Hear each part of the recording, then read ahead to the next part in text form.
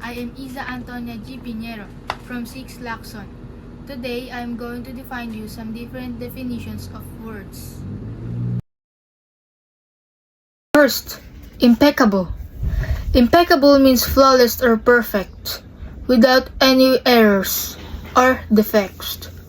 It describes something that is so well done that it is impossible to find fault with it. Example, her performance was impeccable. 2. Capricious. Capricious means unpredictable, impulsive, and often erratic. It describes something that changes quickly and without any clear reason, making it difficult to anticipate or rely on. Example, the weather was capricious that day.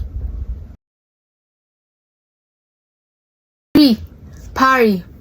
Parry means to deflect or block an attack, usually with a weapon, as in fencing. It can also refer to skillfully evading a difficult question or criticism, often with a clever or witty response. Example, he parried the reporter's pointed question with a joke. 4. Hoopla. Hoopla refers to a lot of noisy excitement, commotion, or activity, often associated with a public event or promotion.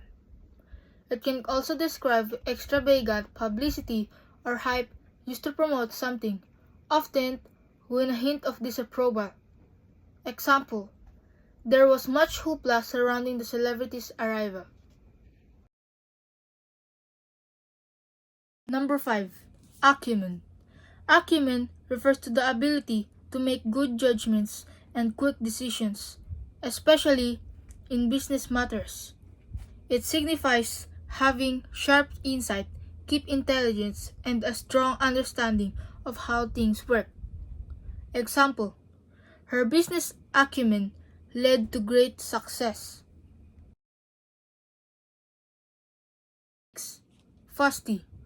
Fusty describes something that is stale, outdated, and often unpleasant smelling, like a dusty attic or a room that hasn't been aired out in a long time. It can also refer to someone who is old-fashioned, stuck in their ways, and resistant to change. Example, the fusty old library smelled of mildew and aged paper. 7. Iota. Iota refers to an extremely small amount, a tiny particle, or a negligible quantity. It is often used to emphasize the lack of something, meaning not even a tiny bit. The word originates from the Greek letter iota, which is the smallest letter in the Greek alphabet. Example, she didn't have an iota of doubt in her mind. 8. Sentient. Sentient describes something that is capable of feeling or perceiving, especially having conscious awareness. It is often used to describe beings that are able to experience emotions, sensations, and thoughts, like humans and animals. Example, the science fiction story featured sentient robots. 9. Durable.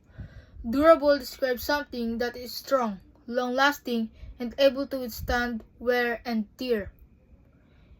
It implies that something is made to last, whether it's a physical object like a piece of furniture or a quality like a strong relationship.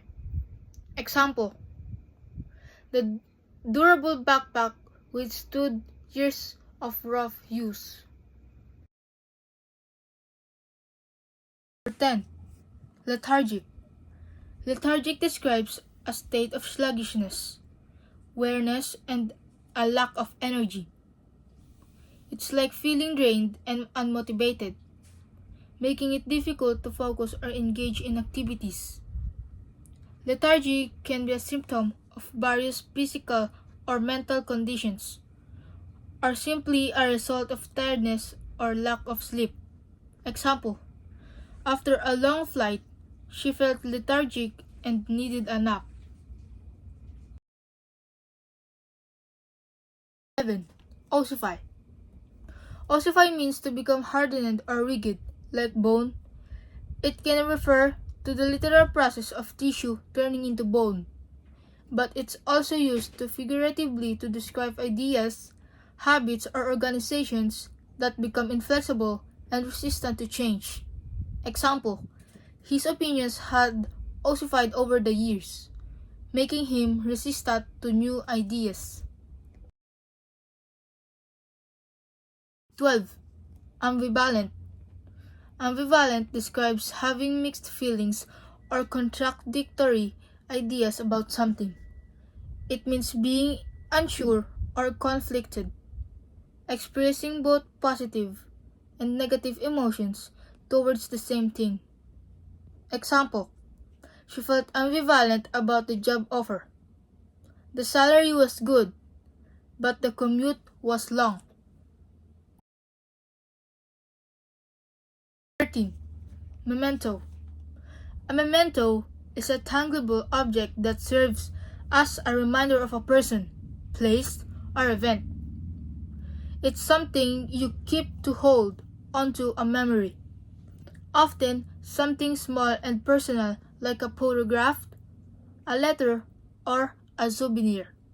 Example: she kept the seashell as a memento of her beach vacation. 14. Fraternize. Fraternize means to associate with someone in a friendly way, especially when that association is considered inappropriate or forbidden. It often implies a sense of camaraderie and shared interest, even when there are social or professional barriers in place. Example: the soldiers were forbidden to fraternize with the enemy. Number 15. Heinous. Heinous describes something that is extremely wicked, evil, and morally reprehensible. It is used to describe acts of cruelty, violence, or injustice that are shocking and deserving of strong commendation. Example: the criminal's heinous crimes shocked the entire community. 16. Rue. Rue means to feel regret, sorrow, or remorse for something you have done or said. It is a feeling of deep sadness and a wish that you could change the past. Example: he would rue that day he made the rash decision. 17. Deter. Deter means to discourage or prevent someone from doing something. It is often used describes actions taken to stop someone from committing a crime, engaging in risky behavior, or pursuing a particular course of action. Example: the high price of gas might deter some people from taking road trips. 18. Lucid. Lucid means clear, easy to understand, and rotational. It can describe someone's thoughts, writing, or speech. Or it can be used to describe a state of consciousness where someone is fully aware and alert. Example: her explanation of the complex story was remarkably lucid. Feckless. Feckless describes someone who is irresponsible, lacking purposes, and unable to make effective decisions. It suggests a lack of ambition, drive, or determination, often leading to a life of aimless wandering and unproductive efforts. Example: his feckless attempt to find a job left him perpetually broke. Number 20. Disbursement. Disbursement refers to the act of paying out money, especially from a fund or account. It can also refer to the money that is paid out, often for a specific purpose, like a loan, disbursement, or a government grant. Example, the disbursement of funds for the project was delayed. 21. Fret. Fret means to worry or be anxious about something. It suggests a state of unease and nervousness, often accompanied by physical symptoms like fidgeting, or a racing heart. Example, she fretted over the upcoming exam. 22. Exorbitant. Exorbitant describes something that is excessively high or expensive, far beyond what is considered reasonable or justifiable.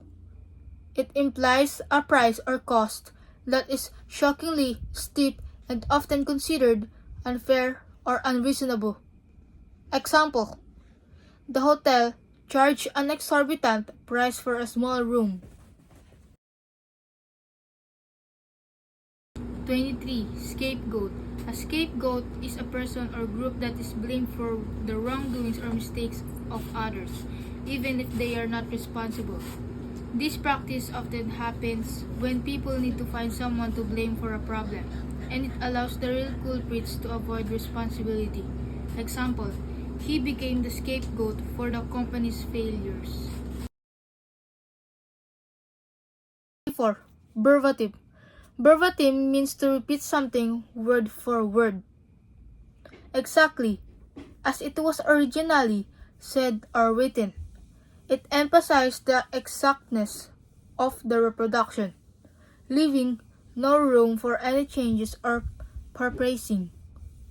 Example, she repeated the instructions verbatim.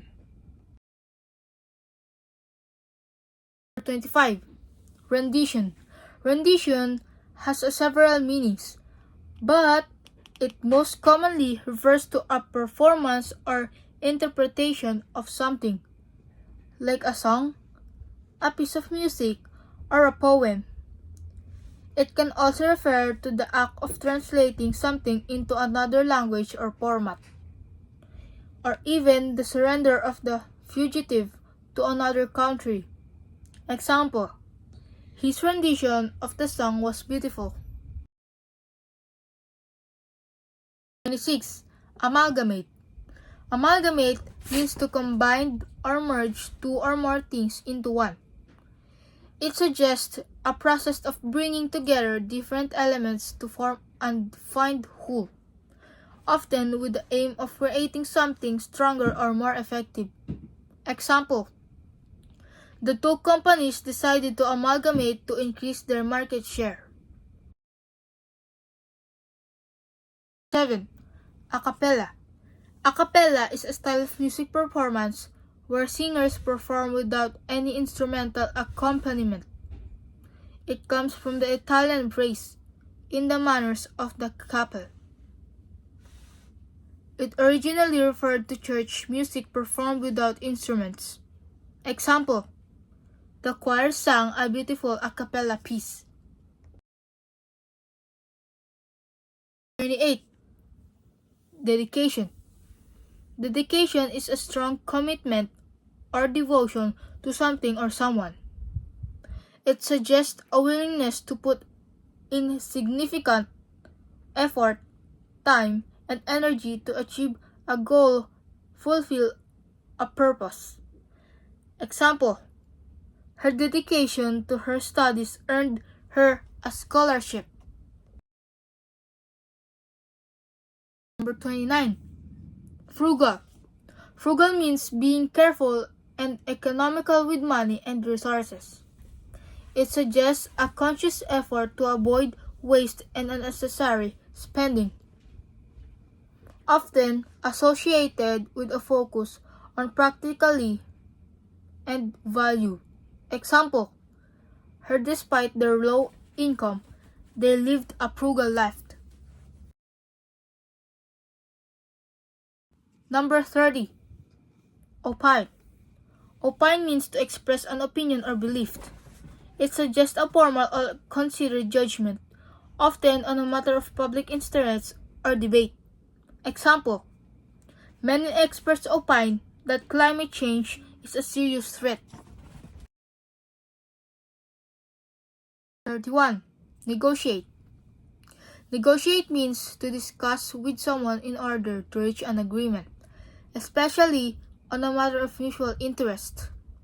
It involves a process of compromise, bargaining, and finding common ground to achieve a mutually acceptable outcome.